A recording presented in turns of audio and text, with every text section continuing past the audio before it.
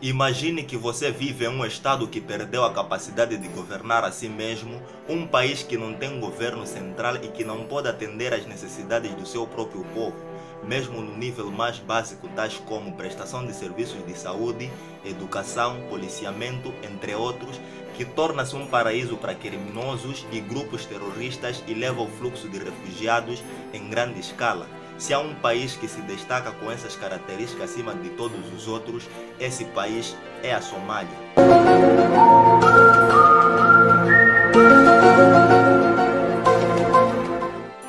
Seja bem-vindo ao canal mais africanizado do YouTube, onde a gente aborda aspectos virados à cultura, história, geopolítica e temas da atualidade africana. E no vídeo de hoje a gente vai falar como a Somália se tornou um país falho. Se isso lhe interessa desde já, te convido a deixar o seu soco de like, se inscreva no canal e vamos para o vídeo.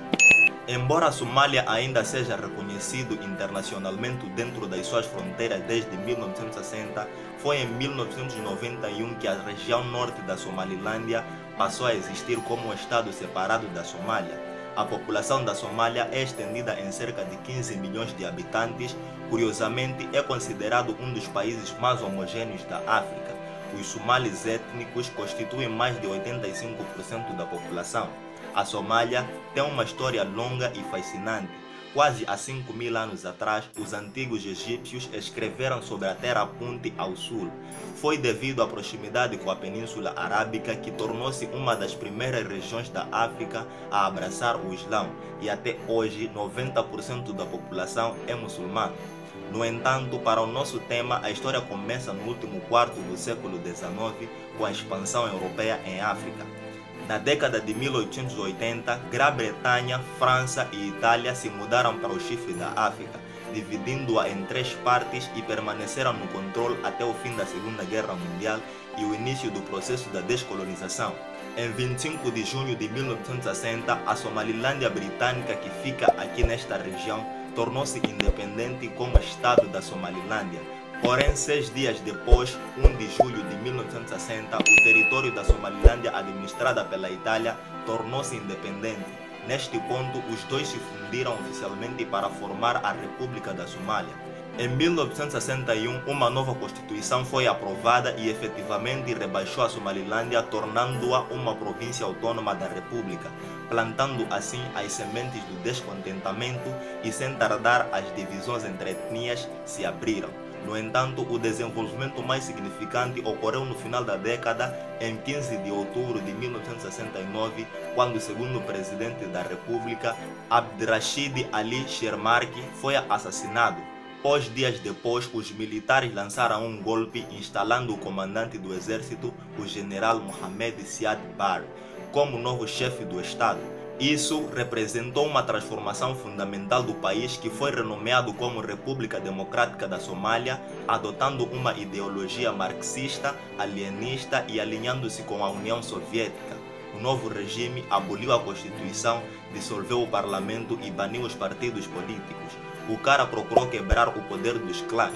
Em julho de 1977, Barre ordenou uma invasão da vizinha Etiópia, que também era comunista na época, o que acabou com a aliança da Somália com a União Soviética.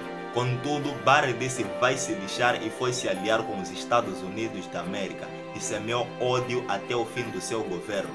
Isso resultou em assassinatos em massa na Somalilândia, onde a oposição do clã Isaque ao regime era particularmente forte.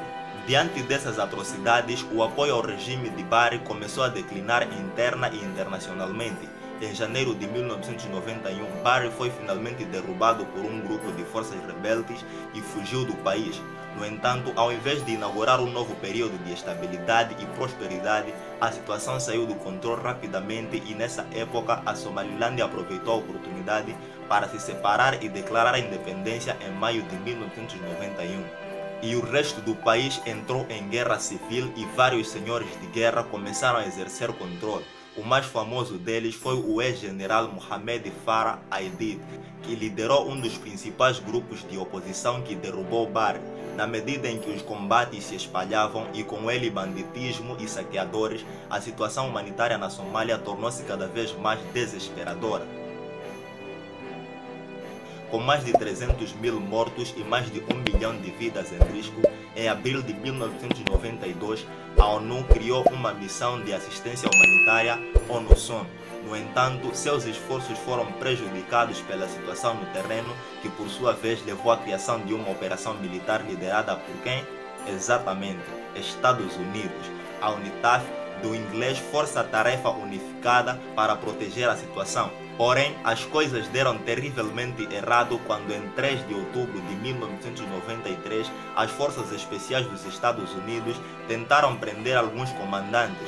Durante a operação, 2 helicópteros foram abatidos, levando a um grande tiroteio entre as forças americanas e milícias somalis que deixou centenas de mortes. Com tamanha indignação pelos ataques contra tropas americanos, as forças americanas retiraram-se da Somália em março de 1994 e no ano seguinte as Nações Unidas também se retiraram, deixando a Somália entregue à sua anarquia. Ao entrar no novo milênio, o país enfrentou enormes desafios. As tentativas de criar um tipo de administração central funcional fracassaram, pois vários governos de transição se mostraram incapazes de exercer seu controle. Nessa época, a Somália começou a enfrentar novos problemas. Em primeiro lugar, os grupos extremistas islâmicos começaram a se firmar e ganhar controle sobre grandes partes do país, incluindo Mogadíscio. O segundo grande desafio foi o surgimento de pirataria, pois após o colapso da Marinha Somali, navios de pescas internacionais começaram a operar nas costas do país. Porém, na tentativa de conter isso, a comunidade local começou a se arrumar para combatê-los. Foi a partir dessa ameaça dupla de terrorismo e pirataria que levou a comunidade internacional a agir. Em 2007, o Conselho da Segurança da ONU autorizou a criação de uma missão da União Africana e, com apoio internacional mais amplo, os Al-Shabaab acabaram sendo forçados a deixar Mogadíscio no final de 2011. Ao mesmo tempo, com o apoio internacional, o país avançou no sentido de estabelecer um governo.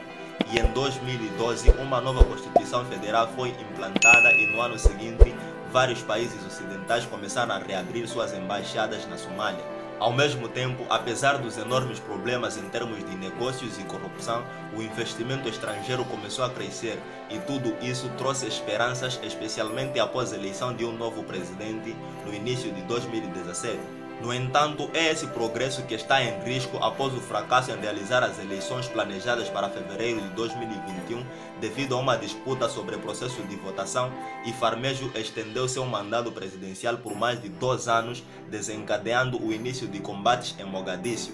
Enquanto isso, a situação geral de segurança permanece tensa e Al-Shabaab continua operando em grande parte do país. No entanto, este país enfrentou todo tipo de problemas associados ao colapso, desde fome, doenças, conflitos, invasão externa, criminalidade, terrorismo e imigração em massa, sendo por isso considerado um país falho e frágil. Na verdade, não conheço nenhum somali que quer voltar para o seu país. E o que você acha da Somália? Deixa nos comentários a sua opinião e se gostou do vídeo, deixa aquele forte soco de like, se inscreva no canal para ficar a par de todos os vídeos por vir. É isso mesmo e te vejo no próximo vídeo.